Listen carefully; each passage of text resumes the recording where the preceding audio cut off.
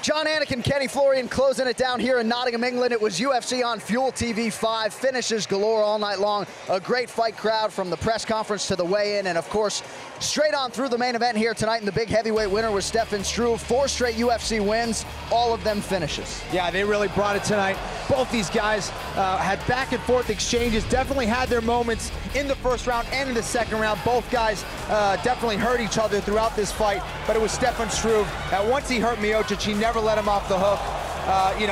We didn't really see too much wrestling from Miocic, but we've seen him strike with other guys in the past. Just a great fight. And for Stipe Miocic, he falls from the ranks of the unbeaten here. It was a step up in competition, but this is a different Stefan Struve, really every fight. Without a doubt, he really started getting his jab going in the second round. He adjusted. You're seeing his really how he's evolving as a fighter, how he's maturing as a fighter, and look right there. And he says we've only seen 20% of what he can do on the ground. We saw what he did on the feet here tonight. Scary to think how good the 24-year-old Stefan Struve can be when his UFC career is all said and done.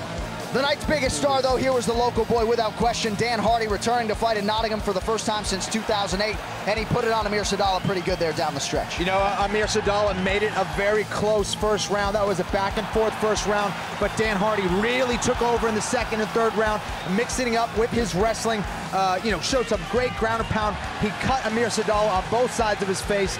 Just looked phenomenal out there and put it on for the hometown crowd. And a couple years ago, you wondered if this moment would ever materialize for Dan Hardy, given some of his struggles. Well, it materialized, and as a guy who fought in Boston, Massachusetts at one time, this had to be pretty special for Dan tonight. There could be so much pressure on you fighting in your hometown, but having those hard lessons, going through those losses will definitely wake you up, and you can see the hard work really paying off for Dan Hardy. Bottled those emotions in the first 5 minutes and then turned it on in rounds 2 and 3. Well, the hits keep on coming for us. We will see you next Friday night. It is UFC on FX5. Talk to you from Minneapolis.